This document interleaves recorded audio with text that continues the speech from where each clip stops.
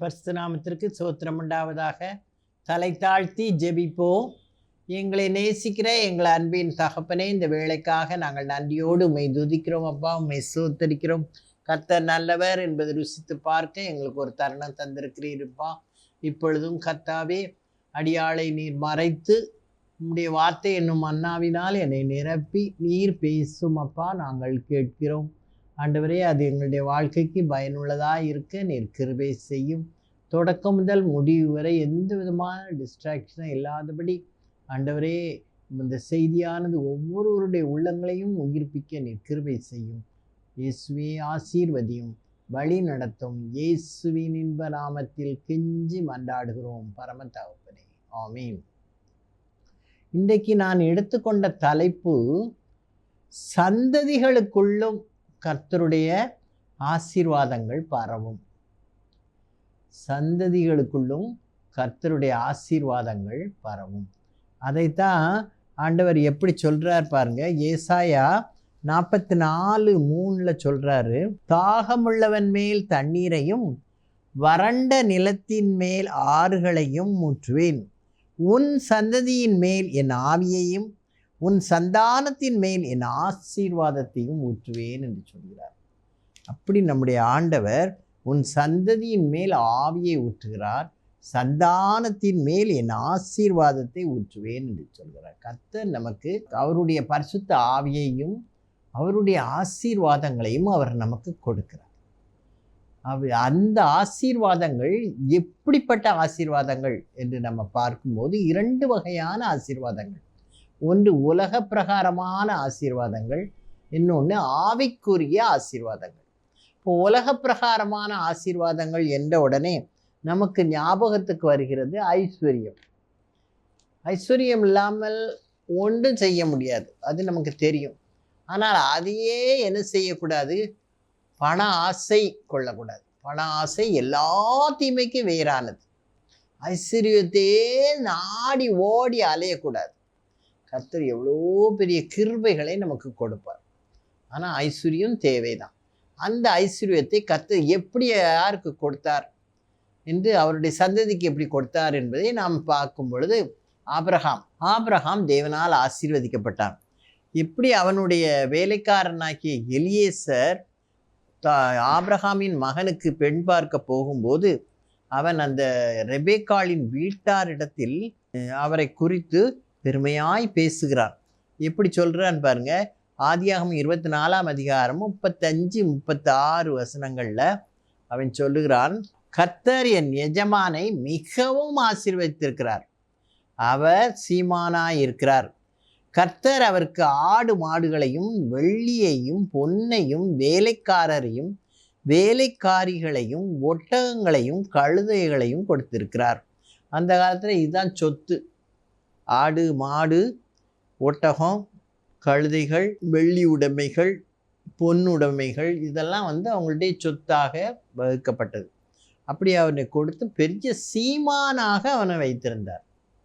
அதுக்கப்புறம் என்ன செய்கிறார் பாருங்க. 36, என் எஜமானுடைய மனைவியாகிய சாராள் முதிர் வயதான போது என் எஜமானுக்கு ஒரு குமாரனை பெற்றாள், அவர் தமக்கு உண்டான யாவையும் அவனுக்கு கொடுத்திருந்தார். அப்போ அந்த தகப்பனுடைய அந்த ஐஸ்வர்யம் எல்லாம் யாருக்கு வந்துச்சு? ஈசாக்குக்கு வந்துச்சு. அப்படி கர்த்தர் ஆபிரகாமையும் ஈசாக்கையும் என்ன செய்தார்? ஐஸ்வர்யத்தினால் நிரப்பினார். ஒரு ஐஸ்வர்யத்தை நாம் பார்க்கும்போது ஆண்டவர் சொல்லுகிறார், ஆபிரகாமை அழைத்து அவனுக்கு ஆசீர்வாதத்தை கொடுத்தார். அதுபோல் கர்த்தர் இன்றைக்கு நம்மை அழைக்கிறார், அவர் நமக்கும் ஆசீர்வாதத்தை கொடுக்க காத்திருக்கிறார். ஈசாக்கு கிடைத்த ஆசீர்வாதம் எப்படின்னு பார்த்தீங்கன்னா, ஆதியாகமம் 26:12-15 வசனங்களை பார்க்கும்போது, அவன் பஞ்ச காலத்தில் கேராரூரில் இருக்கும் பொழுது ஆண்டவர், நீ இங்கே இரு, இங்கே விதைகளை விதைனால், பஞ்ச காலம் விதைச்சா ஒன்றும் முளைக்காது. ஆனால் அந்த காலத்திலையும் கர்த்தருக்கு சொல் கேட்டு ஈசாக்கு விதை விதைத்தான். அது என்னதாக பலன் கொடுத்ததான்? ஆதியாகமம் 26:12 ஈசாக்கு அந்த தேசத்தில் விதை விதைத்தான், கர்த்தர் அவனை ஆசீர்வதித்ததினால் அந்த வருஷத்தில் 100 மடங்கு பலன் அடைந்தான். அப்போ 100 மடங்கு 100% அவனுக்கு லாபம் கிடைக்கும். அப்போ அவனும் என்ன செய்கிறான், பெரிய சீமானாக மாறுகிறான். அதான் 13வது வசனம், அவன் ஐஸ்வர்யனமாகி வர வர விருத்தி அடைந்து மகா பெரியவனானான். அந்த இடத்துல அவன் தான் பெரியவன். அவனுக்கு ஆட்டு மந்தையும் மாட்டு மந்தையும் அநேக பணிவிடைக்காரரும் இருந்தபடியினாலே பக்கத்தில் இருக்க புறஜாதி மக்கள், அதாவது பெலிஸ்தர், அவன் மேல் பொறாமை கொண்டு 15வது வசனம், அவன் தகப்பனாகிய ஆபிரகாமின் நாட்களில் அவனுடைய வேலைக்காரர் வெட்டின துறவுகளெல்லாம் தூர்த்து மண்ணினால் நிரப்பி போட்டார்கள். 16வது வசனத்தில் சொல்கிறான் பாருங்க, அந்த பெலிஸ்தருடைய ராஜாவாகிய அபிமெலேக்கு ஈசாக்கை நோக்கி, நீ எங்களை விட்டு போய்விடு, எங்களை பார்க்கிலும் மிகவும் பலத்தவனாய் என்றான். அப்போ அவனுக்கு எதிரிக்கு பயமாயிற்று. இவனுக்கு நிறைய மனித பலனும் இருக்குது, அப்புறம் அவனுடைய ஆஸ்தியும் ரொம்ப பெருகி போச்சு. அதனால் இவன் இங்கே நம்ம மத்தியில் இருந்தான்னு சொன்னால் நம்மளை என்ன செய்து விடுவான், மேற்கொண்டு விடுவான்னு ஒரு பயம் வந்துச்சு. கர்த்தருடைய ஆசீர்வாதம் சந்ததிகளுக்குள்ளே போகும்போது எதிரிகளுக்கு எப்படி இருக்குமா, பயமாக இருக்கும். அப்படி கர்த்தர் ஆபிரகாமை ஆசீர்வதித்து சீமான் ஆக்கினது போல ஈசாக்கை ஆசீர்வதித்து பெருக பண்ணினார். அப்புறம் ஆண்டவர் என்ன சொல்கிறார் பாருங்க, அவன் பரதேசியாய் தங்கின அந்த கானான் முழுவதையும் உன் சந்ததிக்கு நான் கொடுப்பேன்னு ஆண்டவர் சொல்கிறார். அது ஆதியாகமம் 17:8 சொல்கிறார் ஆண்டவர். முதலே வாக்கு கொடுத்தார், உன்னை எப்படி பெருக பண்ணுவேன் என்றெல்லாம் சொல்லும்போது இந்த வார்த்தையும் ஆண்டவர் சொல்கிறார் 17:8. நீ பரதேசியாய் தங்கி வருகிற கானான் தேசம் முழுவதையும் உனக்கும் உனக்கு பின்வரும் உன் சந்ததிக்கும் நித்திய சுதந்திரமாக கொடுத்து நான் அவர்களுக்கு தேவனாயிருப்பேன் என்றார். ஒரு நல்ல ஒரு வாக்குத்தத்தத்தை ஆண்டவர் கொடுத்துருக்காரு. அவங்களே அப்படியே அவர் சொன்னபடி செய்வாரா இல்லையா? கண்டிப்பாக செய்வார். அப்படியே அவர்களை என்ன செய்தார், வழி நடத்தினார். இப்படி ஐஸ்வர்யவான் என்ற பட்டத்தை அவனுடைய சந்ததிகளும் பெற்றார்கள். நம்ம பார்க்கும்போது யோசேப், ஆபிரகாமினுடைய மகன் யாக்கோப், ஆபிரகாமினுடைய மகன் ஈசாக்கு, ஈசாக்குடைய மகன் யாக்கோபு, யாக்கோபுடைய சந்ததியில் வந்த மகன்தான் யோசேப். யோசேப்பும் பெரிய செல்வ சீமானாக இருந்தான், எகிப்தின் அதிபதியாக இருந்தான். அவனுக்கும் அந்த ஆசீர்வாதங்கள் கடந்து சென்றது. அவன் பிள்ளைகளுக்கும் கர்த்தர் அந்த ஆசீர்வாதத்தை கொடுத்தார். இப்படி ஐஸ்வர்யம் அவனுடைய சந்ததி முழுவதும் போனது போல நாம் கர்த்தரை அவர்கள் கூப்பிட்ட உடனே அவரிடத்தில் போகும் பொழுது அவர் நிச்சயமாய் நம்மையும் என்ன செய்வார், ஆசீர்வதிப்பார். அவர் சொன்ன வாக்கின்படி உன் சந்ததி மேல் என் ஆவியையும் உன் சந்தானத்தின் மேல் என் ஆசீர்வாதத்தையும் ஊற்றுவேன் என்று சொல்லியிருக்கிற பிரகாரம் நமக்கு இந்த ஐஸ்வர்யம் என்ன ஆசீர்வாதத்தை கொடுப்பார். ரெண்டாவது என்னன்னா, எண்ணிக்கையில் பெருகுதல். அந்த ஐஸ்வர்யம் என்ன செய்யும், எண்ணிக்கையில் பெருகும். அந்த கொஞ்சோண்டா இருந்தது அப்படியே இருந்து விடாது. சந்ததிகள் பெருகும்போது நிறைய கூட்டம் வந்துடுது. அப்போ அதுக்கு தகுந்த எல்லா இப்போ பொருட்கள் எல்லாமே கூடணும். அப்படி என்ன செய்து எண்ணிக்கையில் பெருகும்படியாக கர்த்தர் செய்வார். இது ஏசாயா 51:2 ஆண்டவர் சொல்கிறார், ஆபிரகாமை அழைத்து என்ன சொல்கிறாராம், உங்கள் தகப்பனாகிய ஆபிரகாமையும் உங்களை பெற்ற சாராளையும் நோக்கி பாருங்கள், அவன் ஒருவனாய் இருக்கையில் நான் அவனை அழைத்து அவனை ஆசீர்வதித்து அவனை பெருக பண்ணினேன். அப்படி ஆண்டவர் என்ன செய்தார், அவனை பெருக பண்ணினார் என்று ஏசாயா தீர்க்கதரிசி மூலமாக சொல்லப்பட்டிருக்கு. அப்படி கர்த்தர் ஆபிரகாமை பெருக பண்ணியிருக்கிறார். அப்புறம் நம்ம பார்த்தோம்னா ஆண்டவர் வாக்கு கொடுத்தார், உன் சந்ததியை பூமியின் தூளை போலவும் ஆகாயத்து நட்சத்திரங்களைப் போலவும் பெருக பண்ணுவேன்ட்டு. அறிவியல் ஆராய்ச்சியாளர்கள் என்ன சொல்கிறார்கள்னா, மணலை காட்டிலும் நட்சத்திரங்களுடைய எண்ணிக்கை தான் அதிகமாக. அதனால் ஆண்டவருடைய ஆசீர்வாதம் எப்படி இருந்துச்சுன்னா, உலக பிரகாரமான ஆசீர்வாதம் மணலை போல பெருகிச்சு, ஆவிக்குரிய ஆசீர்வாதங்கள் நட்சத்திரங்களை போல பெருகிச்சு அப்படின்னு சொல்கிறார்களாம். இப்போ நம்ம பார்த்தோம், ஆபிரகாம் ஈசாக்கினுடைய மகன் யாக்கோபுக்கு 12 பிள்ளைகள் பிறந்தாங்க. ஏசாக்குக்கு ஏசா என்ற ஒரு மகனும் உண்டு. அவன் மூலமாகவும் 12 குமாரர்கள் பிறந்தார்கள். இப்படி அவங்களுடைய சந்ததி என்ன செஞ்சு பெருகிச்சு. இவர்கள் எல்லாரும் எங்கே போனார்கள், பஞ்சகாலத்தில் எகிப்தை நோக்கி ஓடினாங்க. எகிப்துக்கு போனவர்கள் எத்தனைன்னு கணக்கெடுத்திருக்காங்க. 70 பேர் என்று சொல்லப்பட்டிருக்கிறது. இப்போ 70 பேர். இப்போ வந்து ஆபிரகாம் மட்டும்தான், அவன் சந்ததி எவ்வளோ வந்துட்டு 70 பேர் ஆயிடுச்சு. இந்த 70 பேரும் எகிப்துக்கு போகிறாங்க. அப்புறம் எகிப்தில் இருந்து அவர்கள் அடிமைத்தனத்திலிருந்து விடுதலையாகி வரும்பொழுது அவர்கள் என்ன செஞ்சாங்க? லட்சக்கணக்கான மக்களாக அவர்கள் பெருகியிருந்தார்கள். ஒரு கணக்கெடுப்பில் 6 லட்சத்துக்கு மேல் இருப்பார்கள் என்று சொல்லப்பட்டிருக்கிறது. அப்படி என்ன செய்யப்பட்டது? அந்த மக்கள், அந்த ஆபிரகாமின் சந்ததி அந்த அளவுக்கு என்ன செய்துச்சு? பெருகிச்சு. தான் சொன்னதை என்ன செஞ்சிருக்கார்? பெருக பண்ணியிருக்கிறார்.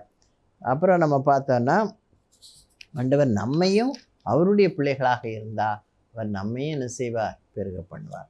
3வது, நமக்கு இந்த ஐஸ்வர்யம், இந்த எண்ணிக்கையில் பெருகுதெல்லாம் நடக்கும்போது ஆட்டோமேட்டிக்காக நமக்கு கனத்தையும் மகிமையும் கர்த்தர் கொடுக்கிறவராக இருக்கிறார்.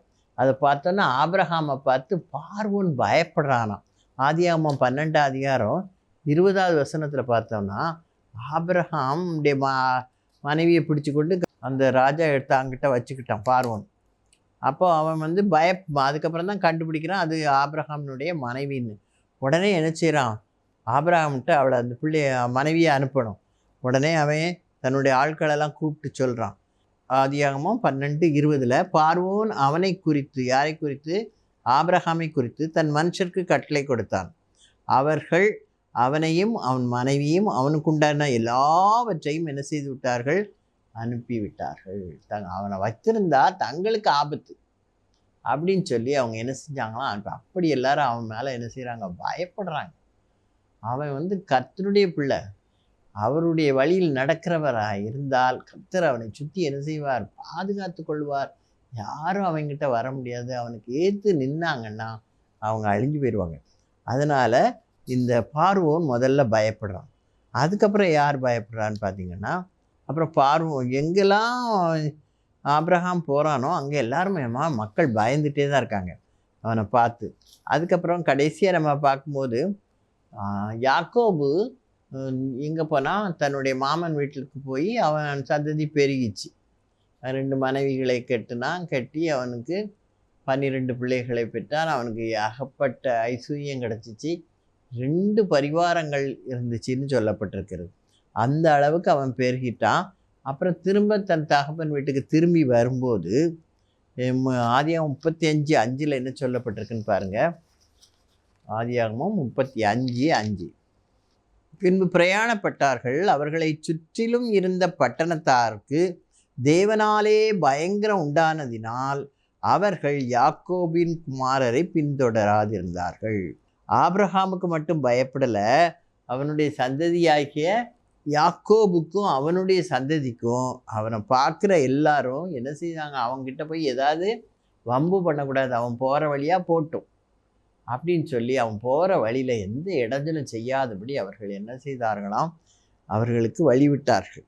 யாக்கோபின் குமாரரை அவர்கள் பின்தொடர்ந்து வராதபடி அந்த அளவுக்கு கர்த்தர் என்ன செய்கிறார்? சந்ததிகளை கனம் பண்ணி அவர்களை மகிமைப்படுத்தினார். இதுதான் சொல்லப்பட்டிருக்கு. நீதிமான்களாய் நம்ம இருந்தோன்னா கர்த்தர் நம்மையும் என்ன செய்வார்? நம் சந்ததியும் ஆசீர்வதிப்பார். அதான் சொல்லப்பட்டிருக்கு. நீதிமான்களுடைய சந்ததி அப்பத்துக்கு இறைந்து திரிவதில்லை. ஒரு நாள் அவங்க சாப்பாட்டுக்கு கஷ்டப்படவே மாட்டாங்க. அவங்க அப்புறம் செம்மையானவர்களின் வம்சம் ஆசீர்வதிக்கப்படும். கண்டிப்பாக நம்ம நீதிமானாக இருந்தால் நம்ம சந்ததி கண்டிப்பாக என்ன செய்யப்படும்? ஆசீர்வதிக்கப்படும். அந்த சந்ததிகளுக்கு கர்த்தர் சிறந்த அடைக்கலத்தையும் என்ன செய்கிறாராம்? கொடுக்கிறாராம். அப்படிப்பட்ட கிருபைகளை நமக்கு கொடுப்பார். அதனால் நம்ம அவரை என்ன செய்யணும்? அவருடைய கற்பனைகளை கற்றுக்கொள்ள வேண்டும், அதன்படி நடக்க வேண்டும். ஆண்டவருக்கு பிரியமில்லாத எந்த காரியத்தையும் நம்ம என்ன செய்யக்கூடாது? செய்யவே கூடாது. ஆண்டவர் என்ன சொல்லியிருக்காரு? உன்னை போல் பிறனை நேசி, அப்படி தான் சொல்லியிருக்கார். சத்துருக்களை சிநேகிங்கள், உங்களை பரிசுத்தமாய் காத்து கொள்ளுங்கள். உலகத்தால் செய்வது போல நம்மளும் பாவம் செய்யணும்னு அவசியமே இல்லை. அதனால் நம்மளை என்ன செய்யணும்? பரிசுத்தமாய் காத்து கொள்ள வேண்டும். நீதிமானாய் நாம் இருந்தோன்னா கர்த்தர் நம்மைக்கு ஐஸ்வர்யம் கொடுப்பார், நமக்கு எண்ணிக்கையில் பெருகும்படி செய்வார், நம்மை கனத்தையும் மகிமையும் நாம் அடையும்படி செய்வார்.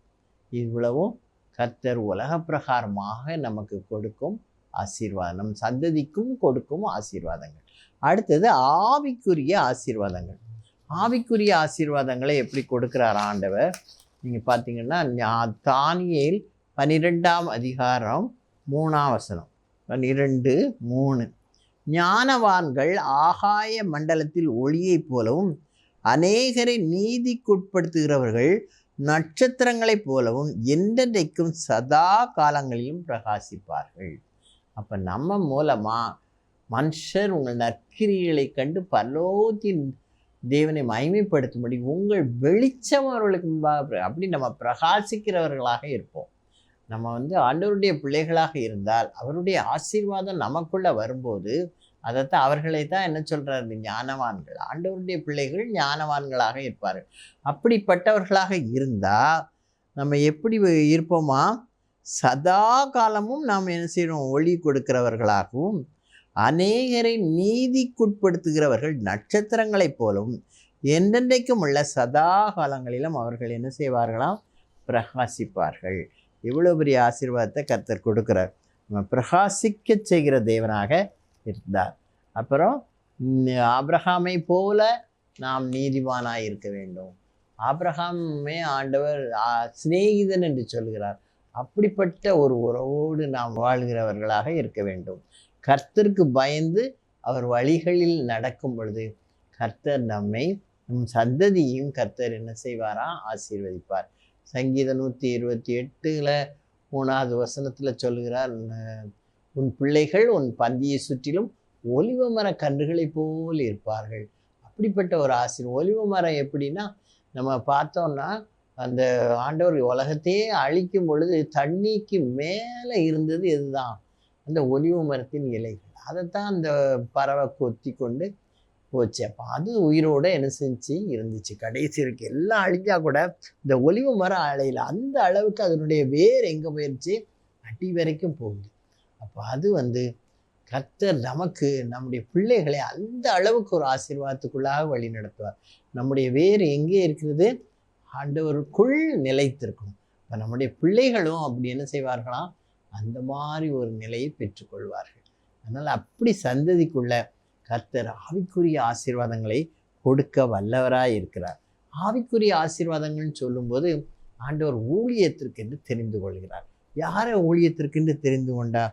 ஆரோன் சந்ததியை கர்த்தர் ஊழியத்திற்கென்று தெரிந்து கொண்டார். யாத்ராகமம் 40ஆம் அதிகாரம் 13-15 என்ன சொல்லப்பட்டிருக்குன்னா, ஆண்டவர் என்ன செய்கிறார்? கட்டளை கொடுத்து அவனை என்ன செய்கிறார்? ஆரோனை தன்னுடைய ஊழியத்திற்கென்று அழைத்து கொண்டார். லேவி கோத்திரம் முழுவதும் ஆண்டவருடைய பிள்ளைகள் தான்.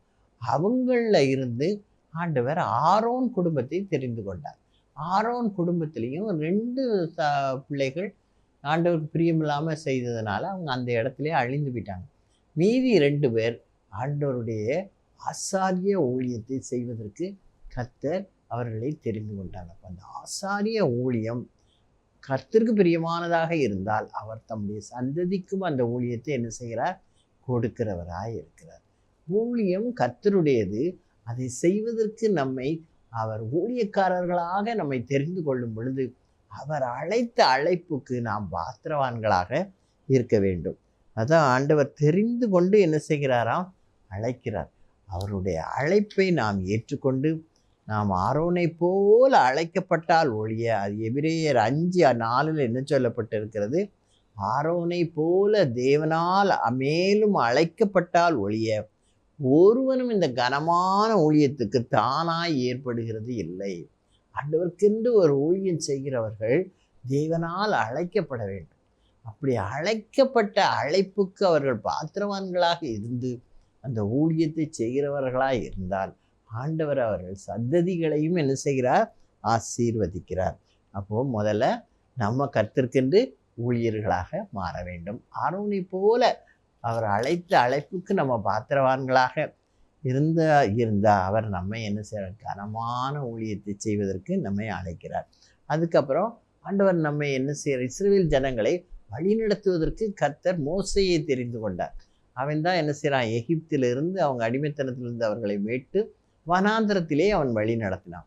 வனாந்திரத்திலே வழிநடத்தி முடித்த பின்பு கானானுக்குள் பிரவேசிக்கணும். கானானுக்குள் பிரவேசிக்கும் போது கர்த்தர் யோசுவாவை தெரிந்து கொண்டார். யோசுவாவை தெரிந்து கொண்டு அவனை அந்த ஊழியத்திற்கு நியமித்தார்.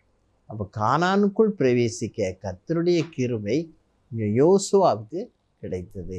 அவன்தான் இஸ்ரவேல் ஜனங்களை வழிநடத்தி உள்ளே சென்றார். அதனால் கர்த்தர் யோசுவாவினுடைய சொற்கேட்டு நடந்தார் என்று வேதம் சொல்கிறது. அவர் சண்டை அந்த கானானியர்கள் கானானுக்குள் போகும்பொழுது அங்குள்ள மக்களோடு சண்டை போட்டு அந்த இடங்களையெல்லாம் பிடிக்கிறாங்க. அப்படி அவங்க பிடிக்கும்போது ஒரு போர் இடும்போது யோசுவா என்ன சொல்கிறான், சூரியனையும் சந்திரனையும் அந்த இடங்களிலே நில்லுங்க, அஸ்தமனம் ஆகாதபடி நில்லும்படி ஆணையிட்டானாம். அதுக்கு அந்த ரெண்டும் கீழ்ப்படிகிறதுக்கு கர்த்தர் கிருபை செய்தார். இது ஒன்று தான் மனுஷன் சொற்கேட்ட காரியம் என்று சொல்லப்பட்டிருக்கிறது. அப்படி ஒரு மனுஷனை சொல்கிற அளவுக்கு சொன்னதை கேட்கக்கூடிய கிருபையை யோசுவா பெற்றான். யோசுவா எப்படி வாழ்ந்தான் என்று நம்ம பார்க்கும்போது கர்த்தருடைய சத்தத்தை கேட்கிறவனாக இருந்தார். ஆண்டவர் என்ன சொன்னார், மோசையோடு இருந்தது போல உன்னோடு இருப்பேன்னு சொன்னார். மோசைக்கு எப்படி மக்கள் பயந்தார்களோ அதுபோல யோசுவாவுக்கும் மக்கள் பயந்து அவன் சொற்கேட்டு நடந்தார்கள். அதனால் அற்புதங்கள் நிகழ்ந்தது.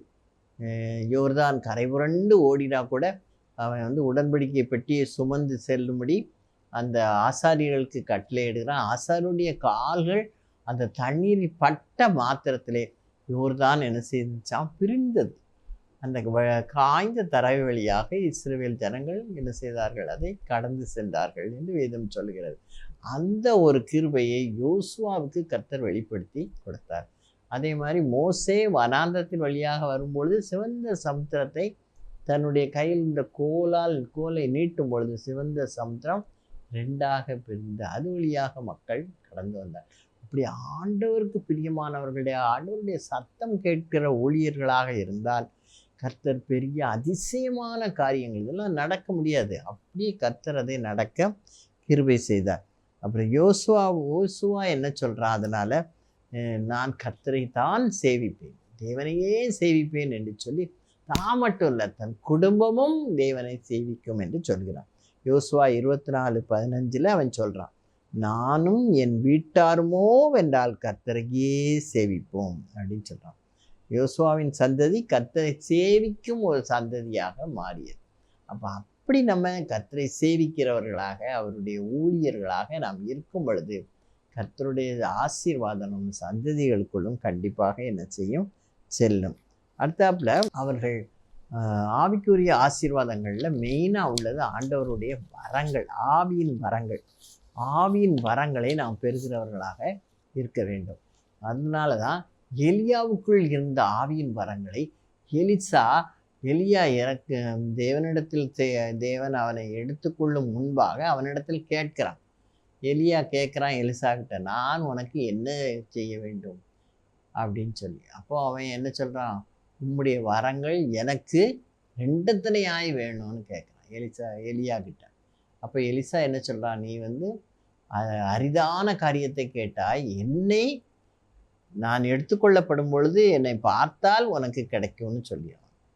ஆனால் அதுக்கு பார்க்குறதெல்லாம் கஷ்டம். ஆனால் ஆண்டவர் அப்படி பேசி கொண்டிருக்கும் பொழுது எலியாவே எடுக்கிறார். எடுக்கும்போது எலியா தன் மேல் இருந்த மேல் வஸ்திரத்தை கீழே போடணும், அதை எடுக்கிறான். எடுத்து அவனுக்குள் அந்த வரம் ரெண்டத்தனையாக இருந்தது. எப்படி பார்த்தீங்கன்னா, யோர்தானை கடந்து தான் போனாங்க. திரும்பி வரும்போது யோர்தான் கரை புரண்டு தான் ஓடுது. உடனே திரும்பி வரும்போது அவன் அதே துண்டை வச்சு அடிக்கும்போது யோர்தான் பழையபடி ரெண்டாக பிரிஞ்சிச்சு. உடனே அவன் என்ன செய்கிறான், கடந்து அடுத்த பக்கம் வந்துட்டான். உடனே இதை தீர்க்கதரிசியின் புத்திரர் பார்க்குறாங்க, ஓஹோ இவனுக்குள்ளேயும் ஆண்டவருடைய வரம் வந்து விட்டது.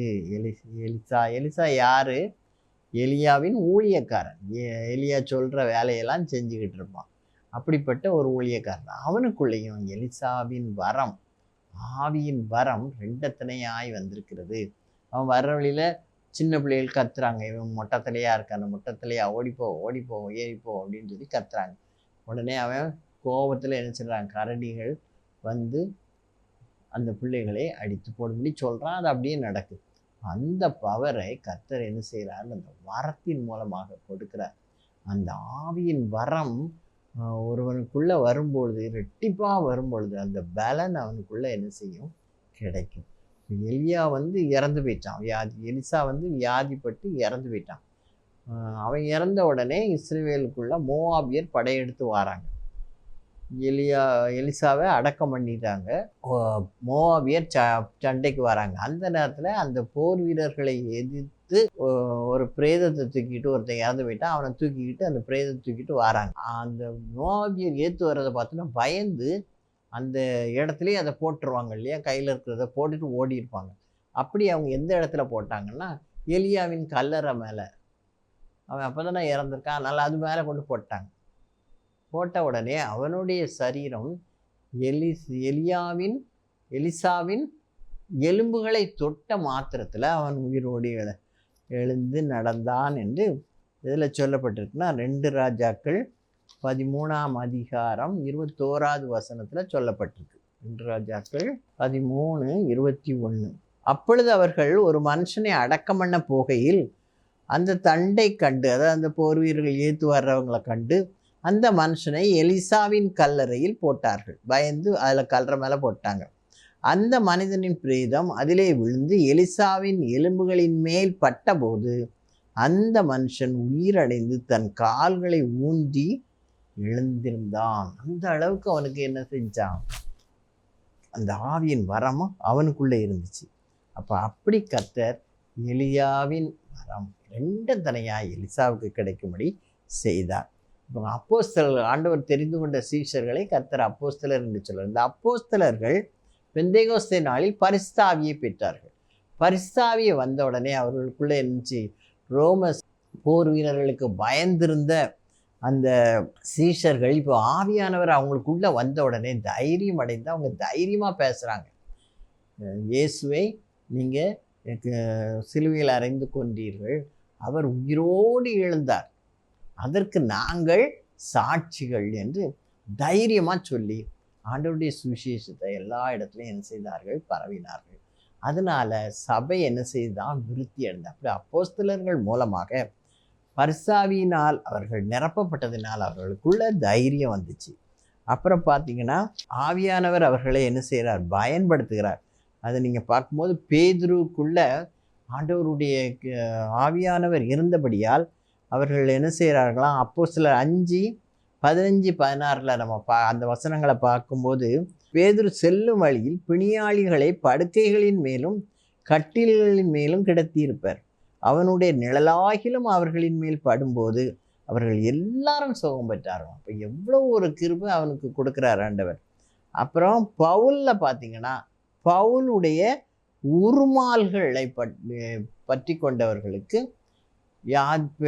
வியாதிஸ்தர்கள் சுகமாக்கினர் என்று அப்போஸ்தலர் 19:11-12 வசனங்களில் சொல்லப்பட்டிருக்கிறது. அப்புறம் பார்த்திங்கன்னா பவுல் வந்து தீமோத்தேயுவை பற்றி எழுதும் பொழுது தீமோத்தேயு 1:5 வசனத்தில் என்ன சொல்லப்பட்டிருக்குன்னா, உன்னுடைய பாட்டி அவளுக்குள்ளே இருந்த விசுவாசம் உன் தாய்க்கு வந்துச்சு, அந்த தாய்க்குள்ளே இருந்த விசுவாசம் தீமோத்தேயுக்கு வந்து. அப்படி அந்த வரங்கள் என்ன, ஆவியின் வரங்கள் அப்படி சந்ததிகளுக்குள்ளும் என்ன செய்யும், பரவும். அப்போ அவர்கள் பெரிய காரியங்களை செய்வார்கள். அதான் இயேசுவானவர் உலகத்தில் இருக்கும்போதே சொன்னார், யோவான் 14:12, என்னை விசுவாசிக்கிறவன் தான் செய்கிற கிரியைகளை செய்வான், என்னை காட்டிலும் அவன் அதிகமாக என்ன செய்வான். அந்த அளவுக்கு அவனுக்கு அந்த கிருபை கிடைக்கும் என்று சொல்கிறார். இவ்வாறு கர்த்தர் என்ன செய்கிறாராம், ஆவிக்குரிய ஆசீர்வாதங்களையும் சந்ததிகளுக்கு கொடுக்கிறார். அதை பெற்றுக்கொள்வதற்கு நாம் தகுதியுடையவர்களாக இருக்கணும். இப்போ 2 விதமான ஆசீர்வாதங்களை பார்த்தோம். உலக பிரகாரமான ஆசீர்வாதங்கள் ஐஸ்வர்யம், எண்ணிக்கையில் பெருகுதல், கனமும் மகிமையும் நமக்கு பெருகும். ஆவிக்குரிய ஆசீர்வாதங்கள் கர்த்தர் நம்மை ஊழியக்காரர்களாக அழைத்து தெரிந்து கொள்கிறார். ஆவியின் வரங்களை நமக்கு கொடுக்கிறார். அந்த வரங்களை நாம் பெற்றுக்கொள்ளும் பொழுது வெட்டிப்பான வரங்களை கொடுத்து அதிகமான பலனை கொடுக்கிறார், தைரியத்தை கொடுக்கிறார், குணமாக்கும் வரங்களை கொடுக்கிறார், உயிரோடு இறந்தவர்களை உயிரோடு எழும்பும்படியாக செய்கிறார். விசுவாசம் என்னும் வரம் நமக்குள் வரும் பொழுது நம் விசுவாசித்தால் தேவனுடைய மகிமையே நாம் காணலாம். அப்படிப்பட்ட கிருபைகளை கர்த்தர் இந்த நாளில் நம்முடைய சந்ததிகளுக்கு கொடுப்பதற்கு நாம் பாத்திரவான்களாக இருக்க வேண்டும். நாம் நீதிமானாய் செம்மையானவர்களாய் கர்த்தருக்கு பிரியமானவர்களாய் வாழ்ந்தால் கர்த்தர் நம்மையும் நம் சந்ததிகளையும் இவ்வாறு ஆசீர்வதிப்பார். தேவன் தாமே இந்த வார்த்தைகளை ஆசீர்வதிப்பாராக. தலை தாழ்த்தி ஜெபிப்போம். எங்களை நேசிக்கிற எங்கள் அன்பின் தகப்பனே, இந்த நாளுக்காக நாங்கள் நன்றி செலுத்துகிறோம். உம்முடைய கிருபையினால் எங்களை நீர் வழிநடத்தி வந்தீரப்பா, அதற்காக உமக்கு நன்றி. இந்த நாளிலும் கர்த்தாவே, நீர் எங்களுக்கு கொடுக்கிற ஆசீர்வாதங்கள் எங்கள் சந்ததிகளுக்கு செல்லும்படியான கிருபைகளை நீர் கொடுத்தபடியால் நாங்கள் நன்றியோடு உம்மை துதிக்கிறோம், உம்மை ஸ்தோத்தரிக்கிறோம் அப்பா. அதற்கு தகுதியுடைய பாத்திரங்களாக நாங்கள் இருக்க எங்களை காத்துக்கொள்ளும் சுவாமி. அதற்கு உதாரணங்களை நாங்கள் வேதாகமத்திலிருந்து படித்தோம். அது எங்களுடைய வாழ்க்கைக்கு பயனுள்ளதாக இருக்க நீர் கிருபை செய்யும் அப்பா. இயேசுவே கிருபையாக இறங்கும், கிறிஸ்துவே கிருபையாக இறங்கும் அப்பா. ஆண்டவரே, இந்த கிராஸ் டிவிக்காக ஜெபிக்கிறேன். யாவரையும் நீர் ஆசீர்வதியும், வழி நடத்தும். இயேசுவின் இன்ப நாமத்தில் கெஞ்சி மன்றாடுகிறோம் பரம தகப்பனே, ஆமேன். இதுவரைக்கும் நம்முடைய சந்ததிக்குள் வரும் ஆசீர்வாதங்களை பற்றி தியானித்தோம். தேவன் தாமே இந்த வார்த்தைகள் ஒவ்வொன்றையும் நமக்கு ஆசீர்வதித்து கொடுப்பாராக. God bless you all.